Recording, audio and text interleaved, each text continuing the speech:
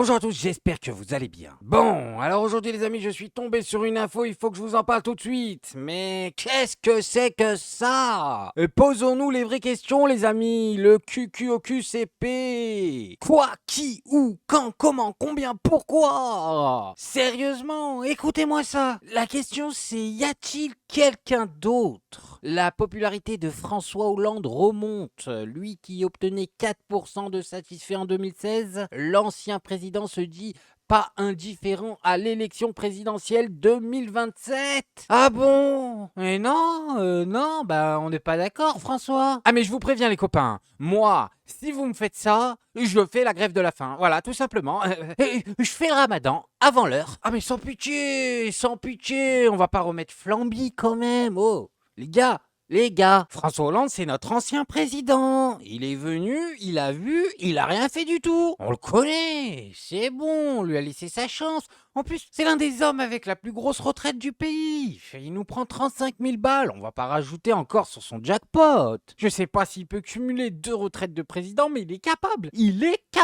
Cet homme est un renard. Attention, ne pas se fier à ses joues toutes dodues, là. Il a l'air mignon. Non, ce n'est pas un nounours, c'est un renard. Si on le voit pas sourire sur ses photos, c'est pour une raison très simple. Il a les dents pointues. Non, mais c'est pas sérieux, les gars. Vous voulez lui redonner le trône de fer. C'est quoi le projet? On va pas se remettre avec notre ex toxique. Bref, François, bien essayé, mais demi-tour, on ne veut pas de toi. Mais regardez-moi ça. Ici, il est déjà en train de faire le tour des plateaux. Première condition que je pose, c'est qu'il convient que la gauche réformiste se donne, comme ça a été le cas dans le passé avec le Parti socialiste, un grand parti parce que c'est là que s'élaborent les idées, que se sélectionnent les candidats, que s'organise le débat public, que ce travail de... Donc il faut changer les têtes du Parti socialiste. Donc, il y a une étape qui est le congrès du Parti socialiste. Ouais, et ensuite... Oh, je souffle. Non, mais je souffle, les amis. Il va nous croquer tout cru. Et il va nous faire une boubou, comme du chocolat, il va nous manger. Il y a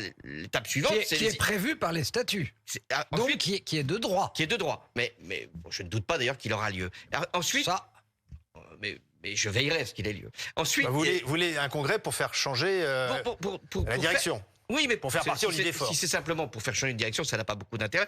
C'est pour faire que cette force réémerge, s'élargisse. Il y a Raphaël Glucksmann, Cazeneuve, d'autres encore qui peuvent la rejoindre. Et ça fait c'est une pour force. réveiller la gauche Et réformiste. pour que la gauche réformiste soit la première en France, de manière à ce qu'elle puisse permettre l'alternative. Bon, c'est bon, on a compris, les amis. Je vais pas vous mentir, on ronfle sur leur plateau. Mais en tout cas, François Hollande, le dénommé Flamby au scooter, a bien décidé de réveiller le Parti socialiste. Ah oui, il veut retourner au front, celui-là. Il a faim. Mais je vous préviens tout de suite, les gars, hein, si on remet François Hollande sur le trône de fer, j'abandonne. Bah, j'abandonne, c'est bon, j'abandonne. Je sais pas ce que je fais, je reconvertis ma chaîne, je vous fais des revues de l'âne trop rigolo. En même temps, tu me diras, ça ferait peut-être pas plus de mal que ça, vu la vitesse à laquelle mes vidéos sautent comme des crêpes. Ah oui, par exemple celle d'hier soir, que j'ai été obligé de réuploader à 20h30. Mais non, j'ai pas du tout le seum. Qu'est-ce que vous racontez là? Bon, maintenant les amis, on va passer sur une autre actu. Alors, il y a quelques jours, une séquence où l'on entendait Isabelle Morini-Bosque, chroniqueuse chez TPMP, dire entourée d'animaux, a tourné de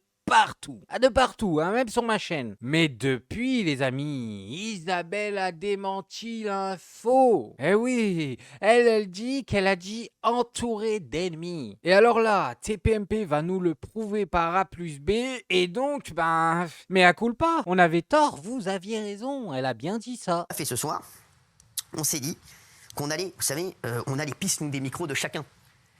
Donc on s'est dit, on va juste mettre la piste d'Isabelle Morini-Bosque, c'est rien du tout, hein, c'est juste on a baissé les autres pistes et on a relevé la piste d'Isabelle Morini-Bosque pour vous montrer ce qu'a dit Isabelle. Et une fois de plus, regardez, franchement, il faut vraiment qu'il il consulte, hein, comme vous avez dit, hein. Il y a des problèmes auditifs, regardez.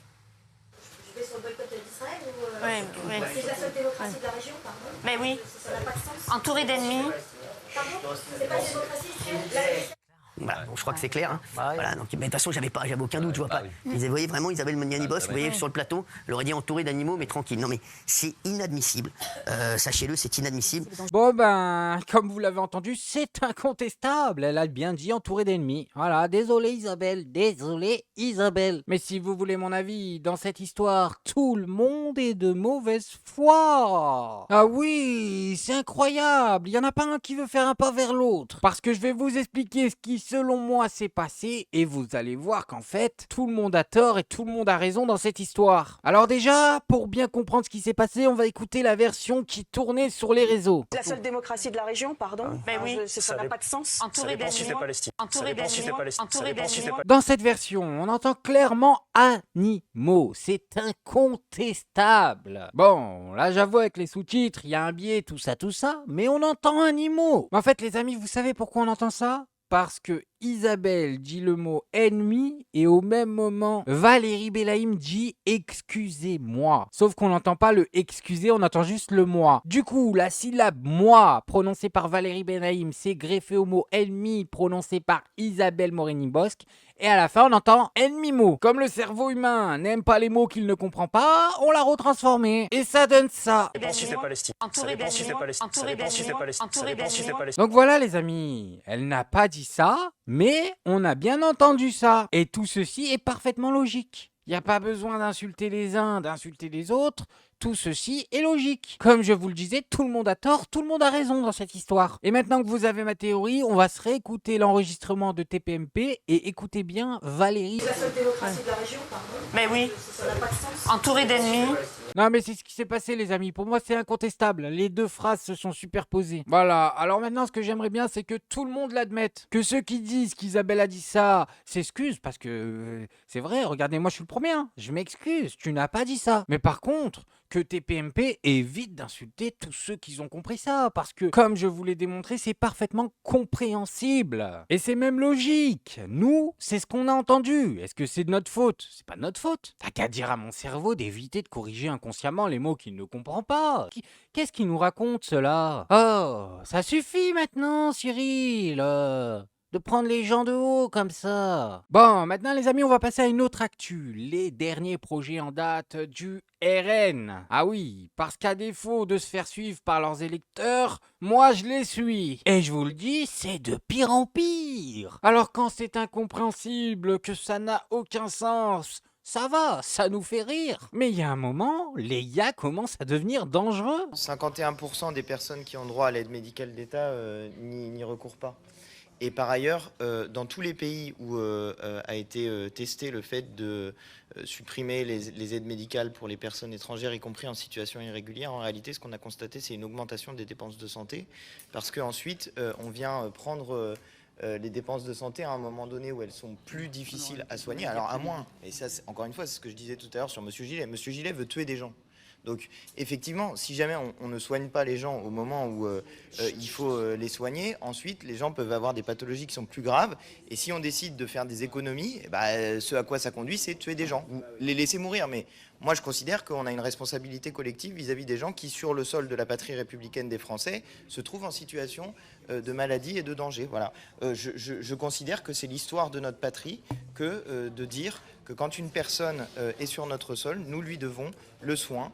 Et en réalité, c'est une histoire assez humaine, tout simplement, de soigner les gens quand ils sont malades. Mais c'est dingue, c'est vraiment dingue qu'on soit en train de parler de ça comme si c'était un vrai budget qui impactait notre pays. En fait, selon le RN, on devrait laisser les gens tomber comme des mouches. Et s'il y en a parmi vous qui sont en train de se dire « Oui, mais attends, si le gars n'a pas de papier, il a rien du tout, il est sur notre pays, c'est un peu normal qu'on lui donne pas ça. » Ben vous êtes fous, vous êtes fous, vous avez tout perdu. C'est trop, les amis, tout n'est pas une question d'argent. Moi, demain, je suis à l'autre bout du monde. Je suis sur le sol. J'aimerais bien croiser un humain, tu vois, qui accepte de me soigner. C'est quand même pas compliqué à comprendre comme principe. On n'est pas en train de vous dire c'est un gouffre infini d'argent. C'est rien, c'est une goutte d'eau dans notre budget. Et ne me dites pas que les gens viennent tous dans notre pays pour ça, pour profiter de ça. Parce que les seules personnes qui traversent le monde pour profiter de ça, ce sont des ultra riches. Voilà, des présidents, des rois qui viennent se faire soigner en France. Eux, si vous voulez, on les chasse. Mais les mecs, ils ont rien. Ils sont venus sur un bout de bois. Comment on pourrait leur dire non? Mais de toute manière, je vais vous donner mon avis. Voilà, je vais vous donner le fond de ma pensée. Les cotisations sociales, c'est les pauvres qui les payent. Ne me racontez pas de chansons, la grosse majorité des cotisations sociales